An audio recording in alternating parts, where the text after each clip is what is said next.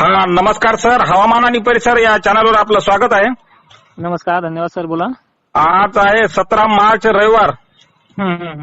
हवामान महाराष्ट्रामध्ये संपूर्ण महाराष्ट्रात हवामान कसं राहील आणि पावसाची काही शक्यता?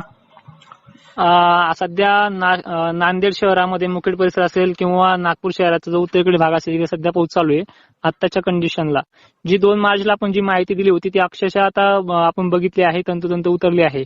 आणि विषय म्हणजे आपण पहिल्यापासून सांगत आलो की बऱ्याच भागामध्ये की पूर्व विदर्भात पाऊस होईल, अलीकडे पाऊस नाही. पण शेतकऱ्यांना मी सतत सांगत आलेलो आहे, जर एखाद्या निसर्गाला जर जिल्हा बदलायचा म्हणलं याला काहीही वेळ लागत नाहीये. ठीक आहे, तर मी म्हणलं पूर्व विदर्भातल्या शेतकऱ्यांनी सतर्क राहायचंय. गारपीटचा भीती आहे, वादळी वाऱ्याची शक्यता आहे, सगळीकडे हा पाऊस पडत नसतो, त्यामुळे कच्चा माल काढणं सुद्धा धोक्याचं राहील. कच्चा माल काढू नका.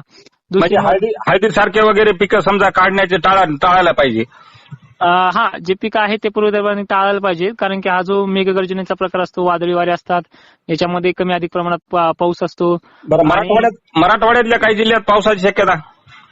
मराठवाड्यातला जर विचार केला तर 2-3 जिल्हे पावसाच्या रडावरती आहे. तो म्हणजे 1 नंबरला आहे नांदेड जिल्हा, दुसरा यवतमाळ जिल्हा, लातूरचा पण उदगीर काही भाग असेल, आणि परळी वैजनाथचा पण ढगाळ वातावरणाच्या रडावरती आहे. परभणी जे आहे ते पण ढगाळ वातावरणाच्या रडावरती आहे. काय गारपिटीची शक्यता? गारपीटी शक्यता इकडे नाहीये. त्यांचं पहिल्यासारखीच कंडिशन असेल, काहीतरी धारा वगैरे उतरणं. बरं, ओके सर, माहिती दिल्याबद्दल खूप खूप धन्यवाद सर. थँक्यू.